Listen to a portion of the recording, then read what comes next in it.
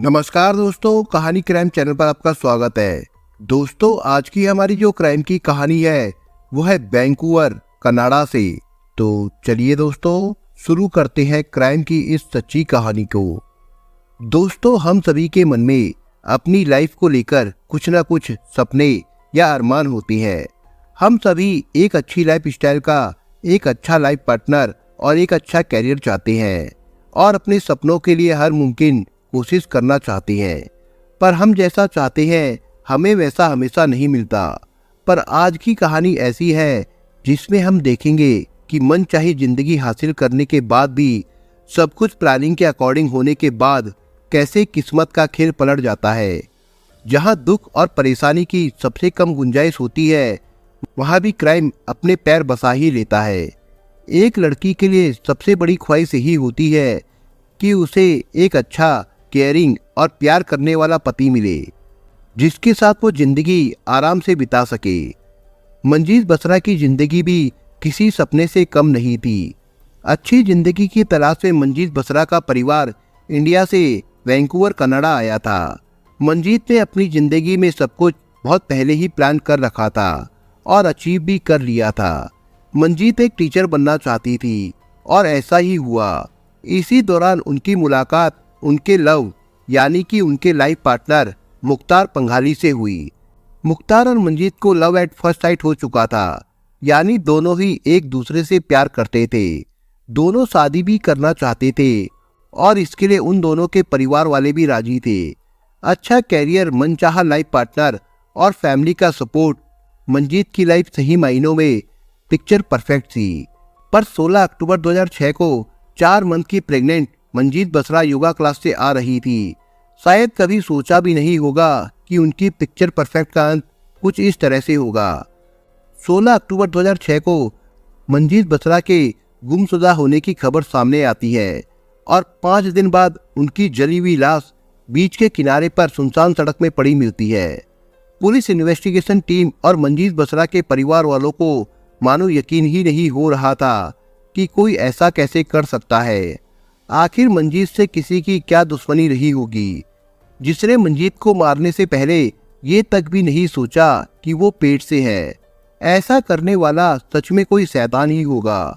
इस केस में न सिर्फ मंजीत के परिवार बल्कि कई लोगों को झकझोर दिया था और उससे भी ज्यादा सनसनी तब फैली जब इस हत्या के असली कातिल का पता चला।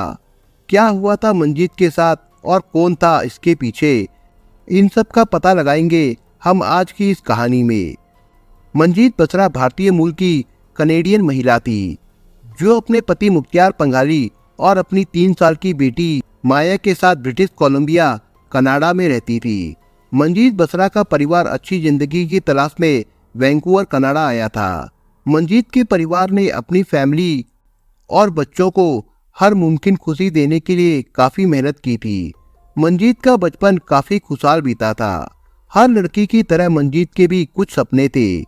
उसने बहुत पहले से ही सोच लिया था कि उसे क्या करना है और कैसे करना है, और उसने वो अचीव भी किया।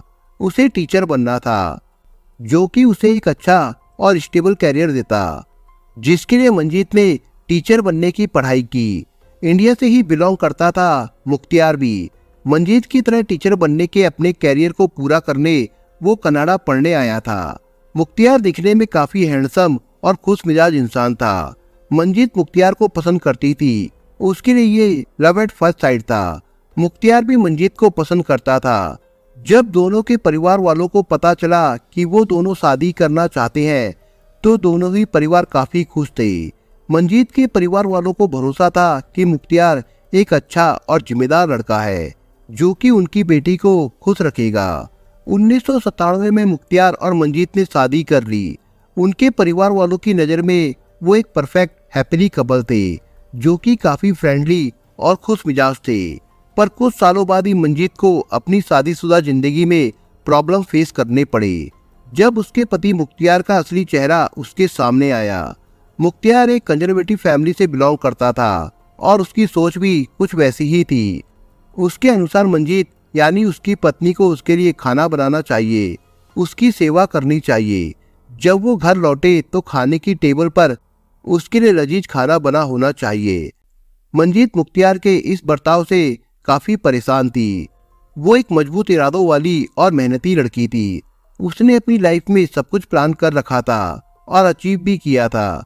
उसने कभी नहीं सोचा था कि मुख्तियार की सोच कुछ इस तरह की होगी। जब मंजीत ने अपनी मैरिड लाइफ में आई मुश्किलों के बारे में अपनी बहन और दोस्तों को बताया तो सभी ने उससे यही कहा कि ये उसके रिश्ते के शुरुआती दिन है और हर मैरिड कपल के बीच में कुछ ना कुछ डिफरेंस या झगड़ा तो होते ही है। उसे जरूरत है तो थोड़ा पेशेंस रखने की, कुछ समय बाद ये सब ठीक हो जाएगा। और सबने मंजीत को इस बात पर ज्यादा ध्यान नहीं देने को कहा। मंजीत ने जिस तरह से अपनी बाकी लाइफ की प्लानिंग की थी, कुछ वैसे ही उसने अपनी प्रेगनेंसी को लेकर भी प्लानिंग की थी। वो माँ बनना चाहती थी और 6 साल बाद उसका ये सपना भी पूरा हुआ। 2003 में मंजीत ने एक बेटी को जन्म दिया जिसका नाम उसने माया रखा। मंजीत काफी खुश थी और मुख्तियार भी काफी खुश था। वो ज्यादा से ज्यादा समय माया के साथ ही बिताता था। मुख्तार अपनी बेटी से काफी ज्यादा प्यार करता था और उसकी केयर भी करता था। सभी को लगा कि मंजीत की मैरिड लाइफ में जो भी मुश्किलें हैं वो अब शायद खत्म हो चुकी है, पर ये तो बस शुरुआत थी। माया के जन्म के बाद मुख्तियार और भी ज्यादा ड्रिंक करने लगा था। वो देर रात तक ड्रिंक करता और बाहर ही रहता और जब घर आता तो वो चाहता कि उसकी बीवी खाना बनाकर उसका इंतजार कर रही हो, पर मंजीत जो कि प्रेगनेंसी के बाद केयर और सहारा चाहती थी, वो अपनी पति के इस बर्ताव से काफी टूट चुकी थी। मुख्तियार देर रात तक बाहर रहता और सवाल पूछने पर वो उल्टा मंजीत से ही झगड़ा करने लगता था। मंजीत की मुश्किलें मुख्तियार के इस बर्ताव से और भी ज्यादा खराब हो गई और वो डिप्रेशन में चली गई। उसने जो ख्वाब देखे थे, जो हैप्पीली एवर आफ्टर के सपने जो संजोए थे, वो उसकी आंखों के सामने टूटकर बिखर चुके थे। उसे समझ नहीं आ रहा था कि वो क्या करे। उसे समझ आ चुका था कि उसने कितनी बड़ी गलती कर दी है।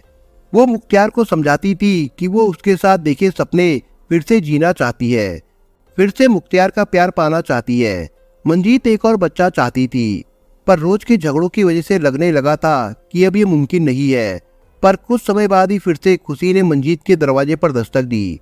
मंजीत प्रेग्नेंट थी और इस बात से मुख्तियार भी काफी खुश था। पहले तो मंजीत को लगा कि दूसरे बच्चे को इस माहौल में लाना सही नहीं होगा, क्योंकि उनका रिश्ता टूटने की कगार पर था। मुख्तियार का बर्ताव काफी बदल चुका था। वो मंजीत को पहले की तरह ही प्यार करने लगा था, उसकी केयर करने लगा था। मंजीत काफी खुश थी। उसे लगा कि उसे उसका खोया हुआ प्यार वापस मिल चुका है और इससे परिवार वालों को भी लगा कि मंजीत और मुख्तियार की गाड़ी फिर से पटरी पर आ चुकी है। पर उन्हें क्या पता था कि ये खुशी चंद पलों की है, जो कि आने वाले गम के अंधेरे को ढकने का काम कर रही है। 18 अक्टूबर 2006 को मंजीत योगा क्लासेस के लिए निकली थी, पर इसके बाद से वो घर वापस नहीं आई थी। अगले दिन मंजीत के पति मुख्तियार ने मंजीत के घर वालों को फोन करके बताया कि मंजीत कल रात से घर नहीं आई है और उसे काम पर भी जाना है और माया को भी स्कूल जाना है। मंजीत के घर वालों ने मंजीत की बहन को फोन किया और ये सब बताया। मंजीत के घर वालों ने मंजीत के सभी दोस्तों को फोन करके पूछा, पर वो किसी के भी घर नहीं गई थी। दरअसल जब भी मंजीत का झगड़ा मुख्तियार से होता था तो वो अक्सर ही किसी को बिना बताए घर से कहीं दूर होटल या किसी दोस्त के घर पर चली जाती थी, ताकि वो कुछ दिन सुकून से मुख्तियार से दूर बिता सके। सभी को लगा शायद फिर से ऐसा ही कुछ हुआ होगा और मंजीत वापस आ जाएगी, पर इस बार वो अपनी बेटी माया को अकेली छोड़कर गई थी, जो कि वो ऐसा नहीं करती थी। सभी को शक हो गया था कि हो ना हो कुछ तो गड़बड़ है। मंजीत कभी भी अपनी बच्ची को इतनी देर तक अकेला नहीं छोड़ा करती थी और आखिर 26 घंटे बाद मुख्तियार ने मंजीत की मिसिंग रिपोर्ट दर्ज कराई। मुख्तियार ने हॉस्पिटल में भी फोन किया था कि कहीं मंजीत का कोई एक्सीडेंट तो नहीं हो गया। वो अपने हर पहचान वालों को फोन कर रहा था कि कहीं किसी ने उसे देखा हो या उसकी कोई खबर हो, पर कहीं से भी कोई भी जवाब सामने नहीं आया। सभी को काफी चिंता होने लगी थी। सभी को लगा कि मंजीत का अपहरण हो चुका है। मीडिया ट्रायल में भी मंजीत के पति मुख्तियार ने मंजीत की सलामती और वापसी के लिए अपील की। मुख्तियार काफी परेशान और दुखी था। सभी उसे दिलासा दिए जा रहे थे। कहीं से भी किसी तरह की भी इंफॉर्मेशन सामने नहीं आ रही थी। इन्वेस्टिगेशन में भी जब फोन कॉल्स को ट्रेस किया गया तो पुलिस को कुछ भी खास नहीं लगा। फिर 23 अक्टूबर 2006 को साउथ डेल्टा के तट पर एक जली हुई लाश मिली। पोस्टमार्टम रिपोर्ट से पता चला कि वो लाश मंजीत बसरा की ही थी और उनके पेट में पल रहा बच्चा एक लड़की थी। इस खबर ने मानो मंजीत के परिवार को तोड़ दिया हो। आखिर उनकी बेटी ने किसी का क्या ही बिगाड़ा था कि किसी ने इतनी हैवानियत के साथ उसे जलाकर मार डाला। पुलिस इन्वेस्टिगेशन में पता चला कि मंजीत की मौत जलने से नहीं बल्कि गला घोटकर मरने से हुई है। पुलिस को मंजीत की कार भी कुछ दूरी पर पार्क की हुई मिली और इन्वेस्टिगेशन से ये पता चला कि कार को जबरदस्ती ना तो खोला गया था और ना ही कार में किसी तरह के झड़प के निशान मिले थे। तो फिर आखिर वो कौन था जिसने मंजीत की हत्या की थी? अब पुलिस का शक मंजीत के परिवार वालों पर था।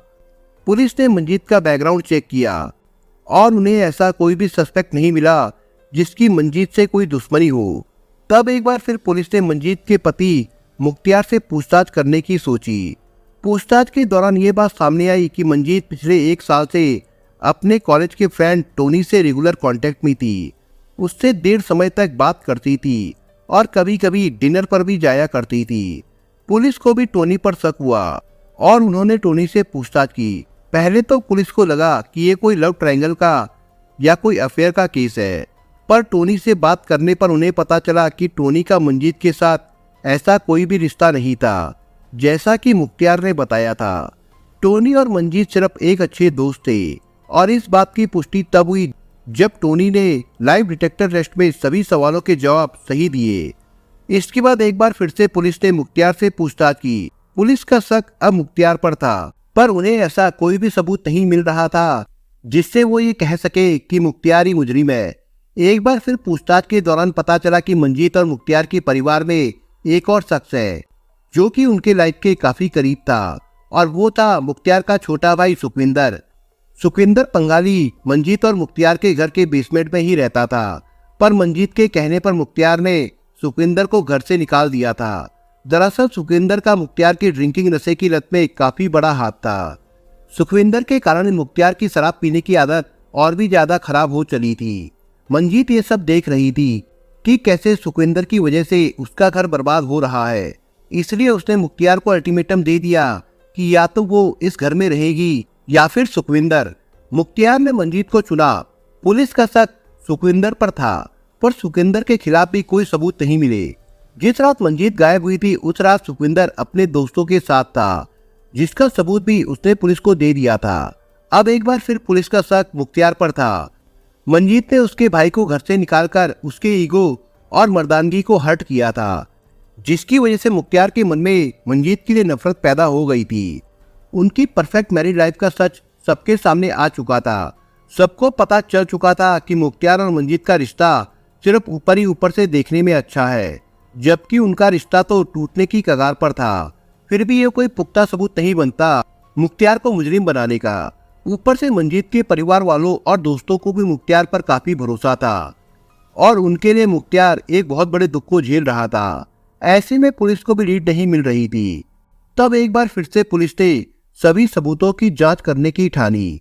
इन्वेस्टिगेशन में पता चला कि कार की सीट काफी पीछे की तरफ खींची गई है, जिससे कि लग रहा था कि कोई 6 फुट लंबा इंसान ही ऐसा कुछ कर सकता है। यानी मंजीत खुद ये गाड़ी चलाकर यहाँ नहीं लाई थी। दूसरी बात ये कि मुख्तियार ने अपने बयान में मंजीत के क्लासेस की जो लोकेशन बताई थी वो गाड़ी उसी एरिया के पास खड़ी थी। पर सबसे ज्यादा सोचने वाली बात तो ये थी कि असल में मंजीत की क्लासेस मुख्तियार के बताए लोकेशन के ठीक अपोजिट साइड में 25 किलोमीटर दूर थी। मुख्तियार का झूठ पकड़ा गया। ये कोई इत्तेफाक तो नहीं हो सकता कि जहां मुख्तियार को लग रहा था कि योगा क्लासेस है, गाड़ी वहीं मिले। अब पुलिस का शक गहरा हो गया था। उसने मुख्तियार के फोन की लोकेशन और कॉल्स की छानबीन की तो पता चला कि मुख्तियार के पास मंजीत का ही सेल फोन है, जिसमें कि वो अपना सिम कार्ड डालकर चला रहा था। यानी कि उस रात मंजीत घर वापस आई थी और मुख्तियार से भी मिली थी, इसलिए मुख्तियार के पास मंजीत का सेल फोन था। अब तक मुख्तियार ने जो भी बयान दिए थे वो सब झूठ साबित हो रहे थे और फिर आखिरकार पुलिस के हाथों एक पुख्ता सबूत मिला। उन्हें सीसीटीवी कैमरा में मुख्तियार अपने घर के पास वाले गैस स्टेशन से पुराना न्यूज़पेपर और लाइटर खरीदते हुए दिख गया था। मुख्तियार सिगरेट नहीं पीता था और आखिर वो एक पुराना न्यूज़पेपर क्यों ले रहा था। पुलिस ने तुरंत एक्शन लिया और 6 महीने बाद 12 मार्च 2006 को पुलिस ने मुख्तार पंगाली को मंजीत बसरा के मर्डर केस में गिरफ्तार कर लिया। पहले तो मुख्तार ने इस दावे को पूरी तरह से खारिज करते हुए खुद को निर्दोष बताया, पर फिर पुलिस इन्वेस्टिगेशन में सच सामने आया और मुख्तार ने अपना जुर्म कबूल कर लिया। मुजरिम पकड़ा गया था, पर सवाल अभी भी बाकी थे कि आखिर क्या हुआ था 16 अक्टूबर की उस रात को। क्यों मुख्तार पंगाली ने अपनी ही प्रेग्नेंट बीवी को इतनी बेरहमी से जलाकर मार दिया था और अपनी 3 साल की मासूम बच्ची के माथे से उसकी मां का साया छीन लिया था। मुख्तार ने बताया कि मंजीत के योगा क्लासेस के बाद मुख्तार उसे घर ले आया। उसके बाद मुख्तार और मंजीत के बीच में झगड़ा हुआ था और गुस्से में मुख्तार ने मंजीत का गला घोंटकर उसे मार डाला। फिर उसकी लाश को साउथ डेल्टा के डेल्टा पोर्ट पर ले जाकर जला दिया ताकि कोई सबूत पुलिस को ना मिले।